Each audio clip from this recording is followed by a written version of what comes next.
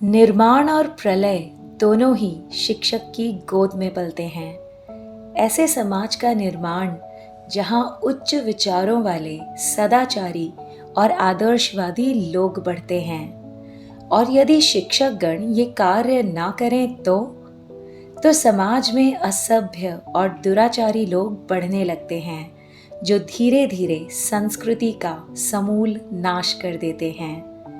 एक आदर्श शिक्षक वही है जो अपने शिष्यों में मातृभाषा व मातृभूमि के लिए प्रेम जागृत करता है। शिक्षक अपने शिष्यों को अपने आचरण, सादगी और उच्च विचारों से प्रभावित करते हैं। भारत में हम प्रत्येक वर्ष 5 सितंबर को शिक्षक दिवस के रूप में मनाते हैं। पर क्या हम सब ये जानते भी हैं कि आखिर डॉक्टर सर्वपल्ली राधाकृष्णन जी में ऐसा क्या विशिष्ट था कि जिसके कारण उनके जन्म दिवस को शिक्षक दिवस के रूप में मनाया जाता है? शिक्षक तो बहुत होते हैं और उनका जन्म दिवस भी प्रत्येक वर्ष आता है, तो फिर डॉक्टर राधाकृष्णन ही क्यों?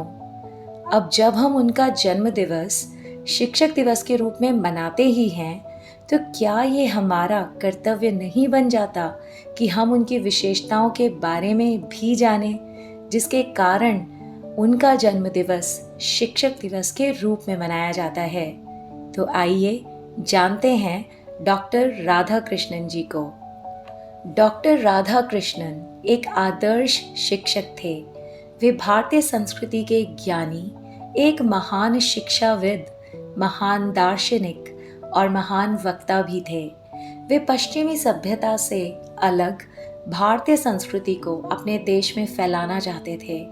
वे अपने शिष्यों में देश प्रेम व संस्कृति और मातृभाषा प्रेम को सदैव जगाया करते थे। उनका मानना था कि शिक्षकों का मस्तिष्क देश में सबसे अच्छा होना चाहिए।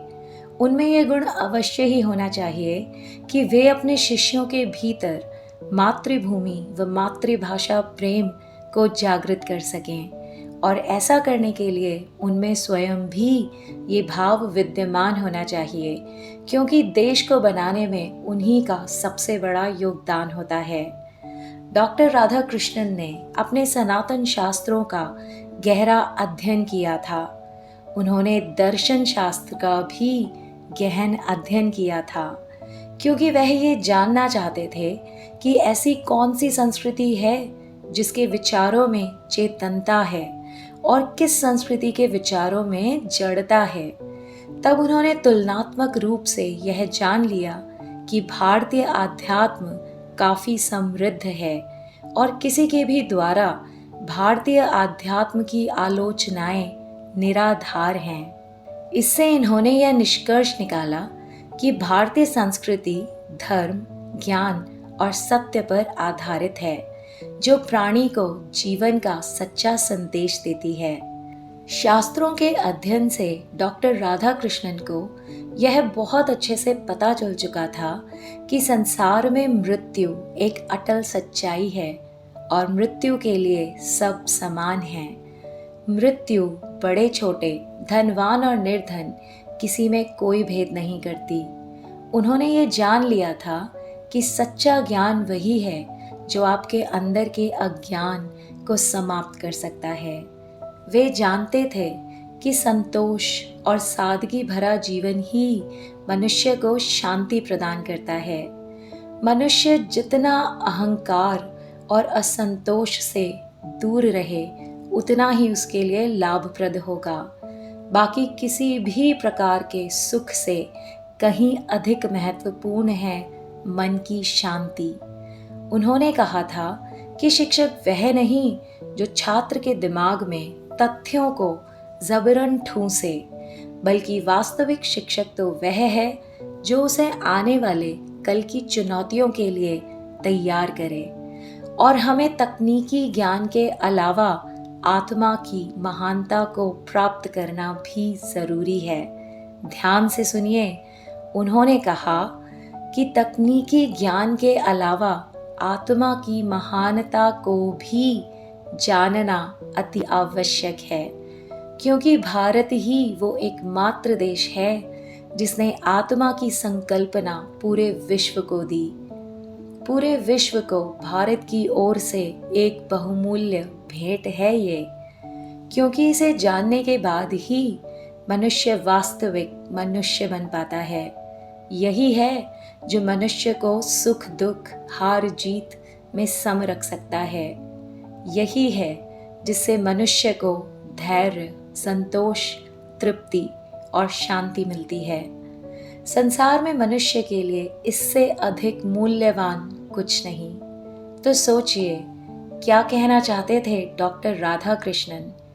ऐसा क्या विशिष्ट था उनमें कि उनके जन्म दिवस को शिक्षक दिवस के रूप में मनाया जाता है? वो कहना चाहते थे कि शिक्षकों को गुरु से दीक्षित होना आवश्यक है, तभी वो अपने शिष्यों में उच्च संस्कार भर सकते हैं, समाज को अच्छे नागरिक दे सकते हैं, उनमें मातृभाषा व मातृभूमि के लिए प्रेम जागृत कर सकते हैं। तो आज तनिक अपने चारों ओर समाज में आंख उठाकर देखिए, क्या दिखता है? ऐसा समाज जिसमें सभी संस्कारवान हैं। यहाँ सब नहीं तो अधिकांश लोगों में क्या अपनी संस्कृति, भाषा, मातृभूमि के लिए सम्मान दिखता है? लोगों में धैर्य और संतोष दिखाई देता है क्या?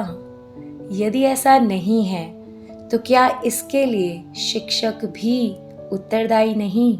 क्या शिक्षक दिवस पर मात्र हैप्पी टीचर्स डे कहना, केक काट लेना, कुछ कार्यक्रम कर लेना ही पर्याप्त है? यदि ऐसा होता तो आज का समाज तो सभ्य होना चाहिए था ना। पर क्या ऐसा है? नहीं, ऐसा तो बिल्कुल नहीं है। तो फिर अनजाने में या जानबूझकर जो गलती हम करते आए हैं, क्या इस शिक्षक दिवस पर उसे सुधारने का प्रयास नहीं करेंगे? शिक्षक तो वही होता है ना जिसे अपनी संस्कृति पर गर्व हो, जो अपनी मातृभाषा पर गर्व करता हो, जिसमें हीनता का लेश मात्र भी ना हो, जो हीनता के कारण अपनी संस्कृति को कभी भी छोड़ता नहीं हो, और जिसका अनुसरण कर उसके शिष्य भी अपनी संस्कृति पर गर्व करते हों, विशेषतया तब जब वो संस्कृति भारतीय हो, जो मनुष्य को वास्तविक मनुष्य बनाती है। माना आज कुछ विवशताओं के कारण हमें कई स्थान पर अंग्रेजी ही प्रयोग में लानी पड़ती है। कार्य की विवशता हेतु इसमें कोई बुराई नहीं। कोई भी भाषा सीखने में वैसे भी कोई बुराई नहीं होती। बुराई तब होती है जब हम किसी और भाषा को अपनी मातृभाषा के ऊपर रखने लगते हैं, अपनी भाषा के प्रति हीनता का भाव रखने लगते हैं, अपनी आत्मा की भाषा किसी पाश्चात्य भाषा को बना लेते हैं। हम जानते हैं कि प्रत्येक संस्कृति का आधार उसकी भाषा होती है। तो यदि अपनी भाषा को छोड़ दिया, या कहें एक प्रकार से अपनी माँ को ही हमने त्याग दिया, तो संस्कृति कहाँ से बचेगी भला? तो आज मैं, जो स्वयं गत 17 वर्षों से एक अध्यापिका हूँ, आह्वान करती हूँ उन शिक्षकों का जो वास्तव में समाज को उच्च विचारों वाले नागरिक देकर भारत को विश्व गुरु बनाने में वास्तव में अपना योगदान देना चाहते हैं। इस स्वाधीनता दिवस पर मोदी जी द्वारा दिए गए 5 प्रण में से कम एक प्रण कि हमें गुलामी के प्रत्येक अंश से मुक्त होना होगा। गुलामी के हर अंश को अपनी संस्कृति स्वयं से दूर करना होगा। इस पर मिलकर कार्य करते हैं। जहाँ आवश्यक नहीं वहाँ अंग्रेजी नहीं, अपितु गर्व से अपनी भाषा का प्रयोग करते हैं। हमारी भाषा हमें हमारी संस्कृति से जोड़ती है। अपने सोशल मीडिया अकाउंट्स पर बेवजह अंग्रेजी को बढ़ावा नहीं देना है, क्योंकि हमारे ऐसा करने के कारण ही समाज में दूसरी संस्कृति हावी होती जा रही है और हमारी स्वयं की संस्कृति का पतन हो रहा है। लोगों का नैतिक पतन होता जा रहा है। ऐसे में अच्छे शिक्षकों को जो स्वयं का महत्व वास्तव में समझते हैं, उन्हें आगे आना होगा और बच्चों को अपनी संस्कृति पर गर्व करना सिखाना होगा। शिक्षकों का स्वयं गुरु से दीक्षित होना भी अति आवश्यक है। अब भाई, या तो धर्म ग्रंथ स्वयं पढ़कर समझिए या फिर किसी गुरु का आश्रय लीजिए, तभी तो जीवन वास्तव में है क्या ये समझ पाएंगे, और तभी तो अपने शिष्यों में जीवन के प्रति अच्छे आदर्श भर पाएंगे। डॉक्टर राधा कृष्णन जी भी तो यही चाहते थे ना। तो जब ये जान ही चुके हैं कि आज जो चारों ओर मनुष्य का नैतिक पतन दिखाई देता है वो दूसरी संस्कृति अपनाने के कारण है, तो क्या एक शिक्षक होने के नाते अपनी संस्कृति को बढ़ाने हेतु आगे नहीं आएंगे? चाणक्य के इस कथन को कि शिक्षक साधारण व्यक्ति नहीं होता, निर्माण और प्रलय उसकी गोद में पलते हैं, सार्थक नहीं करेंगे। जो साधारण शिक्षक बनकर ही प्रसन्न है तो उनके लिए कोई बात नहीं, किंतु जो वास्तव में असाधारण शिक्षक बनकर देश की उन्नति हेतु, इसको समृद्ध विकसित बनाने हेतु अपनी भागीदारी देना चाहते हैं, वे आगे आएं और गर्व से अपनी संस्कृति व भाषा को अपनाएं।